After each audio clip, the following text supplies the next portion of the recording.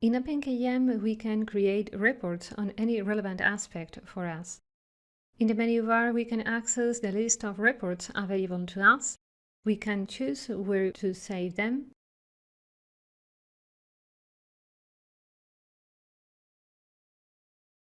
generate them in a multitude of formats,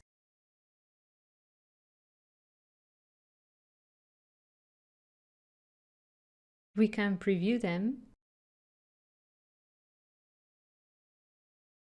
save them, or even download them.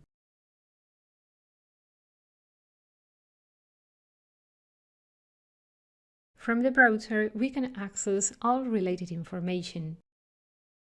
You can find all the necessary information to work with this functionality in the documentation. There is even a list of ready-to-use reports which can be edited to suit our needs. As an example, we will upload a report which will give us the list of created documents. Before a user can use a report, the administrator must enable it in their profile and restart the instance so that the changes are applied to the public area of the document manager.